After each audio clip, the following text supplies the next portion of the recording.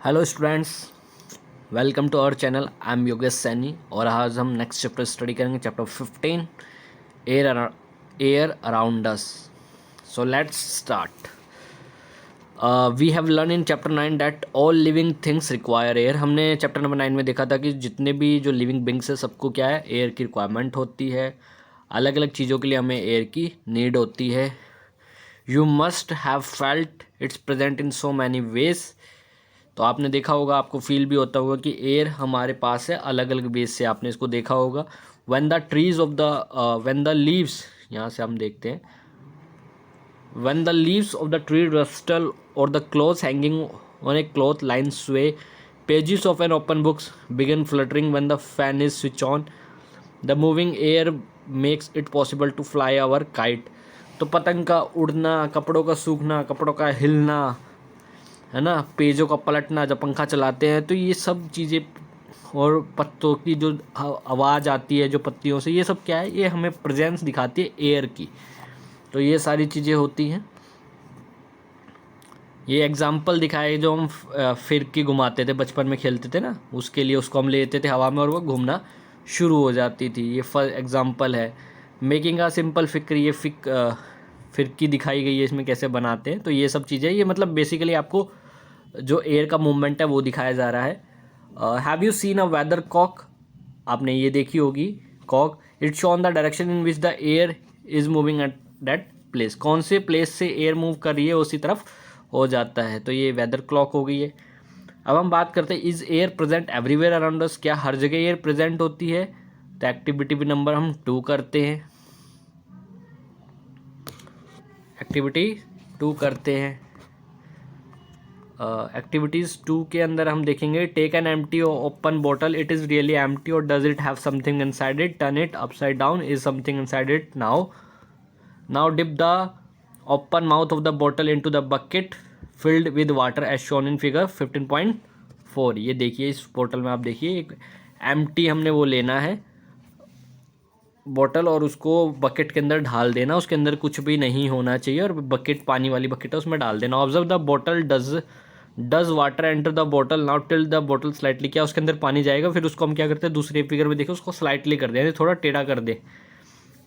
Does the water now enter the bottle, do you see bubbles coming out of bottle or hear any bubbly sound? आप देखोगे उसमें से bubbles आ रहे होंगे, फुहारे जैसे आ रही होगी, उसमें बबलिंग साउंड भी आ रही होगी, फुर जो होती है ना। Can you now gas what was in the bottle? तो आप क्या बता सकते हैं अब क्या है बॉटल के अंदर? Yes, you are right, it is air. Air की वजह से क्या आ रहे हैं, वो बबल्स आ रहे हैं जो कि बोतल के अंदर प्रेजेंट है। बोतल was not empty at all, वो खाली नहीं है। In fact it is was field completely with air even when U turn it upside down. जब आपने उसको उल्टा भी कर दिया, सीधा भी कर दिया, तब भी उसके अंदर एयर थी। That is why you notice that water does not enter the बोतल when it is pushed in an inverted position as there was no space for air to escape. जब आपने बोतल को उल्टा कर दिया तो पानी अंदर नहीं जा पा रहा था, क्योंकि हवा के निकलने का रास्ता नहीं था। जब कोई चीज़ निकलेगी तभी तो दूसरी चीज़ें आएगी ना। तो बस सेम वही प्रोसेस है। जब बोतल को हमने टिल्ट किया तो एयर को निकलने का मौका मिला in the form of bubbles की फॉर्म में, and water filled up the empty space that the air as occupied, और उस जगह पे वाटर जाने लगा। इस एक्टिविटीज़ से हमें पता लगा कि एयर जगह को भी ऑक्यूपाई करती है। It fills all the space in the bottle, present everywhere around us, air has no colour and one can see through it. और हम उसको देख और महसूस कर सकते हैं। ये ट्रांसपेरेंट होती है, इसका कोई कलर नहीं होता, लेकिन हम इसको क्या कर सकते हैं, देख भी सकते हैं, नहीं भी देख सकते हैं, और इसको फील भी किया जा सकता है, और ये ट्रांसपेरेंट होती है। Our earth is surrounded by a thin layer of air. This layer extends up to many kilometres above the surface of the earth and is called atmosphere. ये थोड़ा सा इंपॉर्टेंट टॉपिक। ये जो हमारी अर्थ है, इसमें बहुत सारी पतली लेयर्स बनी हुई हैं एयर की। ये जो लेयर्स है कई kilometre above surface of earth पर भी अवेलेबल है, और उसी को हम क्या बोलते हैं, एटमॉस्फेयर बोलते हैं। हमारा जो वातावरण है ना, एटमॉस्फेयर है, उसको हम बोलते हैं। As we move higher in the atmosphere the air gets rare. जितना हम ऊपर जाएंगे वैसे वैसे हवा रेयर होती जाएगी।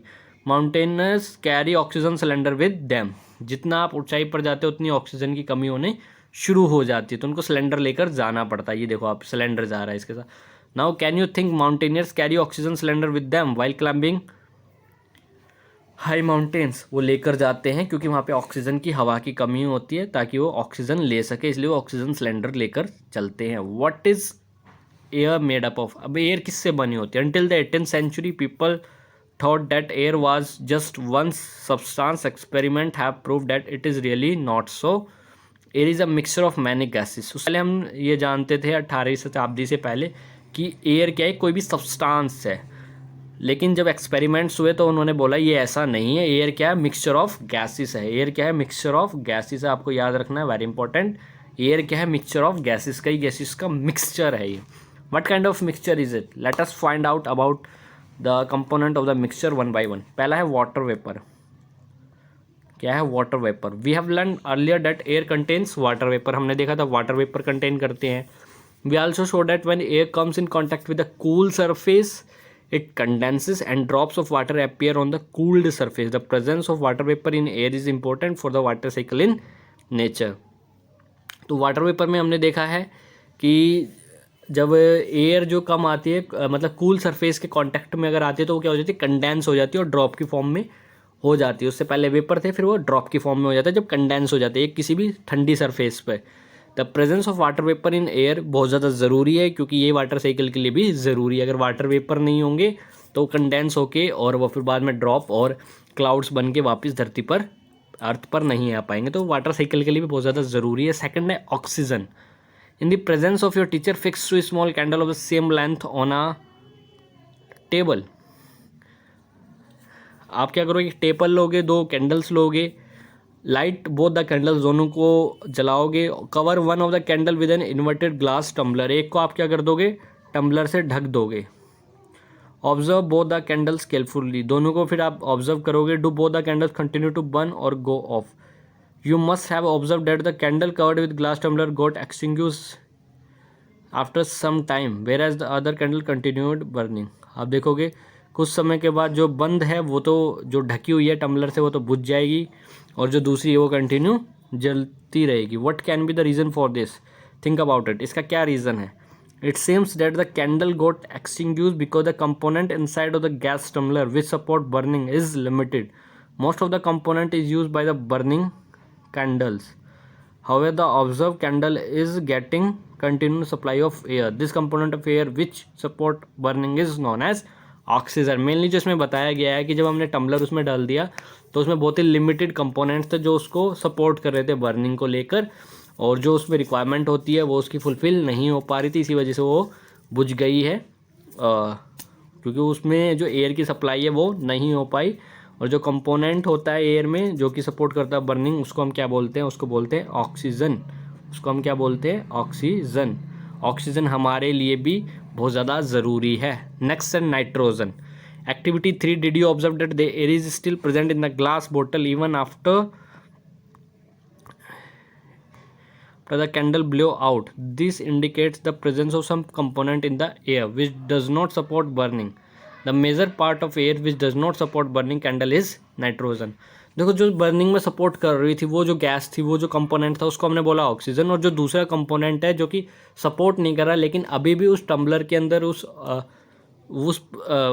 जगह पर अभी भी जो अवेलेबल है, उसको हम क्या बोलते हैं? वो है नाइट्रोजन, जो कि है लेकिन वो बर्निंग को सपोर्ट नहीं कर रहा, और जो मेजर पार्ट है एयर का वो बर्निंग को सपोर्ट नहीं करता है, तो उस पार्ट को हम क्या बोलते हैं? उसको बोलते हैं हम नाइट्रोजन। ये भी एक गैस है, nitrogen is a gas like oxygen. Next है carbon dioxide. In a classroom if there is some material that is burning you may have felt suffocation. आप देखते हैं जब भी आप कहीं भी होते हैं, जब कोई मटेरियल जलता है तो आपको सफोकेशन होना शुरू हो जाता है। This is due to excess of carbon dioxide. ये किस वजह से होता है? सफोकेशन। दिल घबराता है, अंदर से सांस लेने में दिक्कतें होनी शुरू हो जाती है, दिल घबराता है, बेचैनी हो जाती है। ये सब क्यों होता है? कार्बन डाइऑक्साइड की वजह से। That may be accumulated in the room as the burning continue. जैसे जैसे आग जलती है उसमें से कार्बन डाइऑक्साइड रिलीज होती है, जो कि हमारे को घबराहट और बेचैनी होना शुरू हो जाता है। Carbon dioxide makeup a small component of the air around us. Plant and animal consume oxygen for respiration and produce carbon dioxide. जितने जो प्लांट्स और एनिमल्स है वो ऑक्सीजन लेते हैं, रेस्पिरेशन के लिए क्या लेते हैं? ऑक्सीजन, और प्रोड्यूस क्या करते हैं? Carbon dioxide. ऑक्सीजन लेते हैं, कंज्यूम करते हैं रेस्पिरेशन सांस लेने के लिए, और प्रोड्यूस करते हैं carbon dioxide. Plant and animals matter also consumes oxygen on burning and produce mainly carbon dioxide and a few other gases.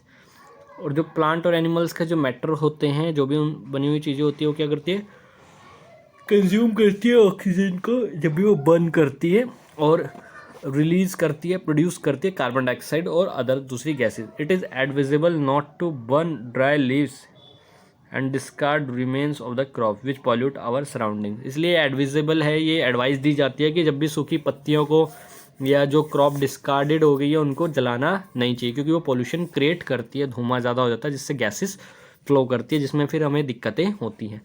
Dust and smoke. The burning of fuels also produces smoke. जो हम fuel को burn करते हैं, गाड़ियाँ चलाते हैं, उसमें fuel लगता है ना, तो उन सबसे भी क्या होता है, स्मोक होता है। Smoke contain a faces and fine dust particles and is often harmful. Of जो स्मोक है ये क्या है, कंटेन कुछ गैसेस लेता है और जो डस्ट पार्टिकल्स है जो कि हमारे लिए बहुत ज़्यादा हार्मफुल है। That is why you see long chimneys in factories. This take the harmful smoke and gases away from our nostrils but brings it closer to the birds flying up in the sky. अब देखो, आपने देखा होगा बहुत बड़ी बड़ी chimneys होती है फैक्ट्रीज के अंदर। आप देखोगे बाहर धुआं निकालने के लिए साइड में, जैसे ये फैक्ट्री है पूरी, और फैक्ट्री के यहाँ पे आप देखोगे साइड में इस तरीके की चिमनीज होती है जहाँ से धुआं रिलीज होता है, इधर होगी, है ना। तो बड़े बड़े पाइप से लोहे के और अलग अलग वो होते हैं, उससे वो उसमें से हार्मफुल स्मोक निकलता है, धुआं निकलता है, जो कि हमारी नोज़ के अकॉर्डिंगली तो बहुत दूर हो जाता है, लेकिन वो किसके क्लोज़र हो जाता है, जो बर्ड फ्लाई कर रहे हैं ऊपर आकाश में उड़ रहे हैं उनके लिए नुकसानदायक होता है, उनसे डायरेक्ट कांटेक्ट में हो जाता है। और जो डस्ट पार्टिकल्स है वो हवा में प्रेजेंट होते हैं, जो कि सबके लिए ही हार्मफुल होते हैं। तो ये सारी चीज़ें होती हैं।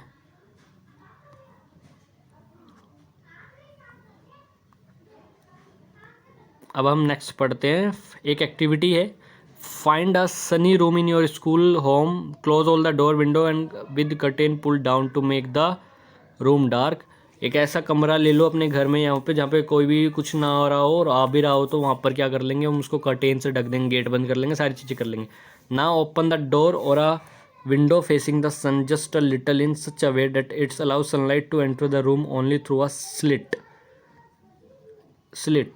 Now look carefully the incoming beam of sunlight. अब आप क्या करोगे, कोई डोर को ओपन करोगे या कोई खिड़की खोलोगे या कुछ भी ऐसा करोगे जहाँ से जो सनलाइट है वो एंटर करे सन की फेसिंग में, बाकी सब बंद हो, और उसकी जो बीम है उसको आप ऑब्जर्व करोगे। जब वो लाइट आती है ना कमरे में, जब पूरी जगह अंधेरा होता है और एक दो जगह से लाइट आ रही हो, किसी खिड़की से, किसी दरवाजे से, कहीं से भी, तो आप उसकी बीम को नोटिस करो। Do you some tiny shining particles moving the beam of sunlight. जैसे कि ये हमारी खिड़की है, यहाँ पर सन है, जब सन की लाइट इस पर पड़ती है, तो जब ये हमारे जब रूम पे ये लाइट आती है और ये हम देखते हैं नीचे रोशनी हो जाती है, तो इसमें हम देखेंगे कुछ पार्टिकल्स है ना लाइट में चमकते हैं, वाइट वाइट पार्टिकल्स घूम रहे होते हैं। तो ये उन्हीं पार्टिकल्स की बात हो रही है इस टाइम, आप नोटिस भी करेंगे इसको घर पे। During winters you might have observe similar beam of sunlight filter through the trees in which dust particles appear to dance merrily around. ऐसे ही हम विंटर्स में भी देखते हैं ट्रीज के पार्टिकल्स पर भी, ट्रीज के अंदर भी डस्ट पार्टिकल्स होते हैं। This shows that air also contain dust particles. इससे हमें पता लगता है जो एयर्स है, हवा है, उसमें डस्ट पार्टिकल्स भी होते हैं। The presence of dust particle in air varies from time to time from place to place. और ये वेराई कर सकते हैं, अलग अलग हो सकते हैं टाइम के हिसाब से, जगह के हिसाब से। We inhale air when we breathe through our nostrils. नाक के थ्रू, जो नाक के अंदर छिद्र होते हैं हमारे आगे सामने, उनके थ्रू हम ब्रेथ करते हैं।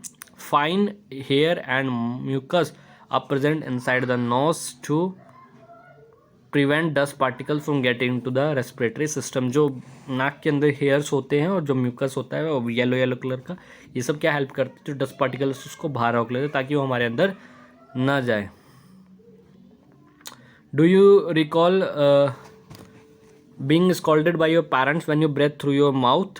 If you do, the harmful dust particles may enter your body. इसलिए आपको पता होगा पेरेंट्स और अपने बड़े मना करते हैं कि अब कभी मुंह से सांस ना ले। कहाँ से ले? हमेशा नोज से ले, क्योंकि जो डस्ट पार्टिकल है वो डायरेक्ट आपकी बॉडी में एंटर कर जाएंगे। लेकिन जब आप नोज के नॉस्ट्रिल्स के थ्रू लेंगे तो हेयर और म्यूकस उसको रोक लेते हैं अंदर जाने से। We may conclude then that air contain some gases, water vapours and dust particle. इससे हमें पता लगता है एयर के अंदर डस्ट पार्टिकल्स, गैसेस और वाटर वेपर होता है। The gases in air mainly क्या क्या होती है गैसेस? नाइट्रोजन होगी, ऑक्सीजन होगी, small amount of carbon dioxide and many other gases. ये सारी गैसेस इसके अंदर होती है। However there may be some variation in the composition of air from place to place. अलग अलग जगह पे अलग अलग कंपोजिशन हो सकता है। We see that air contain mostly nitrogen and oxygen. हमें पता है एयर के अंदर ज़्यादातर नाइट्रोजन एंड ऑक्सीजन होता है। एक फिगर हमने नहीं दिखाई, आप फिगर देखिए। इस फिगर में आप देखेंगे, ये वाला देखो, एक जो ये है मास्क पहनने के लिए बोल रहा है क्योंकि ट्रैफिक में धुआं बहुत ज़्यादा हो जाता है और ऐसी कंडीशन में क्या है, दिक्कतें बढ़ जाती हैं। तो पुलिसमैन ने क्या बोला है, क्राउडेड एरिया में आपको क्या करना चाहिए, मास्क पहनना चाहिए। और अभी जब से कोरोना आया तब से हम सब लोग मास्क पहनना और सीख गए हैं, है ना। तो ये होता है, ज़्यादा धूल मिट्टी की तरफ भी हमें बोला जाता है मास्क पहनो। So let's start again. In fact this two gases together make up 99% of air. जो नाइट्रोजन और ऑक्सीजन गैस है, नाइट्रोजन ऑक्सीजन, ये 99% एयर के अंदर होती है। The remaining 1% is constituted by carbon dioxide और फ्यूल गैसेस, वाटर वेपर। इसका ये हम फिगर देखते हैं, ये देखो। अब जो नाइट्रोजन और ये है, ये कितना है, 99% है नाइट्रोजन, और ये कितना है, 90। और 1% में ही आपका कार्बन डाइऑक्साइड, वाटर वेपर और जितनी भी गैसेस है ये सब आ जाता है। 99% एयर का 99% में क्या होगा, नाइट्रोजन और ऑक्सीजन ही होगा।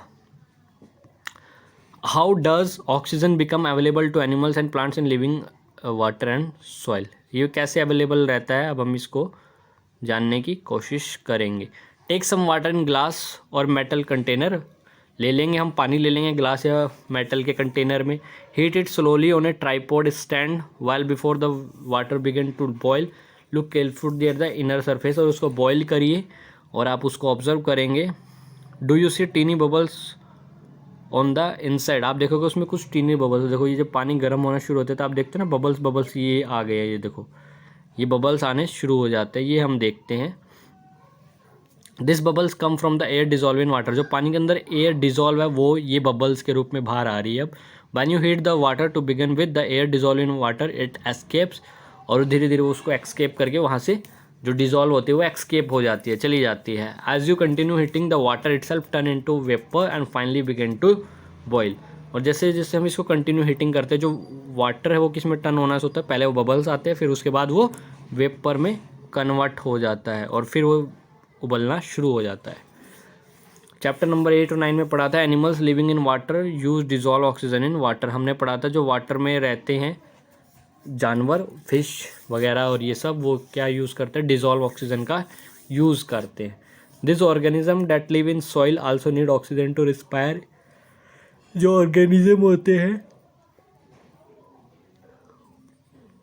सॉइल में, क्या उनको भी ऑक्सीजन की ज़रूरत होती है क्या? ये तो हमने पढ़ा था कि भाई कुछ लोग ऑक्सीजन ज़मीन से भी लेते हैं, है ना। तो इस तरीके से अलग अलग प्रोसेस है, बट ऑक्सीजन की रिक्वायरमेंट होती है। कुछ पानी से लेते हैं, कुछ हवा से लेते हैं, कुछ ज़मीन से लेते हैं, तो प्रोसीजर अलग हो सकता है। एक्टिविटी 6 के बारे में पढ़ेंगे। Take a lump of dry soil in a beaker और a glass, add water it to note what happens, do you see bubbles come out from soil.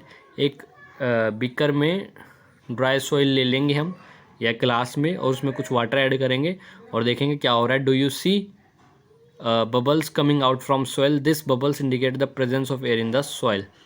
आप ये देखो, ये बिकर ले लिया हमने, इसमें थोड़ी सी एयर डाल दी और पानी डाल दिया और आप देखोगे इसमें से कुछ बबल्स आएंगे, तो ये प्रेजेंट कर रहा है कि एयर के अंदर भी क्या है, सॉइल के अंदर भी एयर प्रेजेंट है। When the water is poured on the lump of soil it displace the air which is seen in the form of bubbles के फॉर्म में दिखेगी हवा हमें। The organisms that live inside the soil plant aspire in air. और वो भी कहाँ से सांस लेते हैं, जो सॉइल के अंदर रहते हैं या सॉइल के अंदर रहते हैं, या फिर जैसे प्लांट्स होते हैं, ये सबको सांस लेने में मदद ज़मीन से ही मिलती है। Lot of burrows holes are formed in deep soil by animals living in soil. जानवर क्या होते हैं, वो छेद और गड्ढे बना लेते हैं बड़े बड़े ज़मीन के अंदर रहने के लिए। This burrows also make spaces available for air to move in out of the soil. और ये ही स्पेस क्या होता है, हवा के आने जाने के लिए काम करती है धरती के अंदर मिट्टी में। However, when it rains heavily, water fill up all the space occupied the air in the soil. In this situation, animals living in the soil have to come out for respiration. Could this be the reason why earthworms come out of the soil only during heavy rains? अब एक चीज़ हम पढ़ते हैं कि जैसे कि ये तो हो गया हवा आ जाती है और आती है, जब ज़्यादा बारिश हो जाती है, जब वो सारी जगह भर जाती है, तो उस सिचुएशंस में क्या होता है, जो एनिमल्स उस सॉइल के अंदर थे वो क्या आते हैं, बाहर आते हैं रेस्पिरेशन के लिए। यही रीज़न है, हम देखते हैं बारिश के मौसम में ज़्यादातर जो अर्थवॉर्म्स हैं वो बाहर आते हैं ताकि वो रेस्पिरेट कर पाएँ, हवा को ले पाएँ, सांस ले पाएँ। Have you ever wonder why all the oxygen of atmosphere does not get use up through a large number of organism are consuming it, who is refilling the oxygen in the atmosphere? क्या आपने कभी सोचा इतने number of organism, इतना large number of organism हम human being से कितने अरबों में हैं, और उसके बाद कितने और चीज़ें हैं, फिश है, अलग अलग स्पीसीज हैं, सब है, फिर भी वो ऑक्सीजन की सप्लाई ख़त्म क्यों नहीं हो रही है? जब इतना ऑक्सीजन हम लोग ले रहे हैं एटमॉस्फेयर से, तो उसको कौन रिफिल कर रहा है बार बार को? How this oxygen in the atmosphere replace, कैसे ये आता है? We read about photosynthesis. In this process plant make their own food and oxygen is produced along with it. हमने पढ़ा था कि जो प्लांट्स है वो अपना खाना बनाते हैं और उसके साथ ही ऑक्सीजन भी प्रोड्यूस करते हैं। Plants also consume oxygen for respiration but they produce more of it than they consume. जितना वो कंज्यूम करते हैं उससे कई गुना ज़्यादा वो प्रोड्यूस करते हैं। कौन? Plants. That is why we say plants produce oxygen, इसलिए हम कह सकते हैं plants produce oxygen, plants भी produce क्या करते हैं? Oxygen. It is obvious that animals cannot live without plants, ये बहुत ज़्यादा ज़रूरी है और ऑब्वियस सी बात है कि जो एनिमल्स है, जानवर हैं, इसके बिना नहीं रह सकते, उनसे उन्हें खाना भी मिलता है और ऑक्सीजन मिलता है। इसलिए कहते हैं ज़्यादा से ज़्यादा पेड़ लगाएं ताकि हमें ज़्यादा से ज़्यादा ऑक्सीजन प्लस में फूड मिलता रहे और बहुत सारी चीज़ें हमें मिलती हैं। The balance of oxygen and carbon dioxide in the atmosphere is maintained through respiration in plants, animals and by the photosynthesis in plants. जो बैलेंस होता है ऑक्सीजन का और कार्बन डाइऑक्साइड का, ज़्यादा कार्बन डाइऑक्साइड आई तो हमारे लिए नुकसान होगा और ऑक्सीजन की सप्लाई होती रहे, इसको बैलेंस करने का काम कौन करता है? जो रेस्पिरेशन होता है एनिमल्स और प्लांट्स में, उसका ज़्यादा कार्बन डाइऑक्साइड हम लोग रिलीज़ करते हैं एनिमल्स, और जो प्लांट्स है वो ऑक्सीजन रिलीज़ करते हैं बाय द प्रोसेस जिसको हम फोटोसिंथेसिस कहते हैं। This shows the interdependence of plants and animals. इससे हमें क्या पता लगता है? इंटरडिपेंडेंस, दोनों एक दूसरे के ऊपर डिपेंड है। हम ऑक्सीजन के लिए डिपेंड है, वो कार्बन डाइऑक्साइड के लिए डिपेंड है, तो एक दूसरे के ऊपर डिपेंड है और यही एक बैलेंस क्रिएट कर देता है। We can now appreciate how important air is for life on earth. हम इसको सोचें कि कितना ज़्यादा ज़रूरी है हवा का इस धरती पर होना जीवित प्राणियों के लिए। Are there any other uses of air? क्या दूसरा यूज़ है? Have you heard about a wind mill? क्या आपने विंड मिल के बारे में सुना है? ये फिगर में देखिए 15.2, ये विंड मिल है। The wind mill makes the wind mill rotate. जो विंड है, जो हवाएं होती हैं, गर्म हवाएं, वो इसको घुमाने का काम करती है। The wind mill is use to draw water from tubewells and to run flour mills. और ये ट्यूबवेल्स के को रन करने के काम आती है और मिल्स वगैरह को भी करती है। Wind mills are use to generate electricity. इसका हम किस किस चीज़ में यूज़ करते हैं?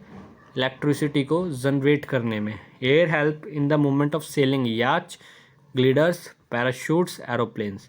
जो हवाएं है, जो याच है, ग्लिडर्स है, पैराशूट्स आपने देखे होंगे, एरोप्लेन्स, इन सबको फ्लाई करने में हेल्प करती हैं, इनकी मूवमेंट्स में हेल्प करती हैं। Birds, bats, insects can fly due to the presence of air. हवा की वजह से ही जो बैट्स है, जानवर कह रहा हूँ, इंसेक्ट्स हो गए हैं, ये फ्लाई कर पाते हैं। Air also help in the dispersal of seeds and pollen of flower of several plants. Pollen में भी और सीड्स में भी, इन सब में भी एयर का बहुत बड़ा योगदान है। एयर पर important role in water cycle में भी एयर का बहुत बड़ा रोल है। तो आज हमने बहुत सारी चीज़ स्टडी करी इस चैप्टर से related. Atmosphere, carbon dioxide, compositions of air यानी mixture of gases, oxygen, nitrogen, smoke, windmill, ये सारी चीज़ों के बारे में आज हमने स्टडी किया। तो होप सो आपको ये पसंद आएगा। कोई भी क्वेश्चन है regarding this chapter you can ask me in comment section. अगर आपको वीडियो पसंद आया है तो आप इसको लाइक करें, अपने दोस्तों के साथ शेयर करें और चैनल को सब्सक्राइब करें। थैंक यू सो मच, मिलते हैं नेक्स्ट क्लास में। Thank you so much.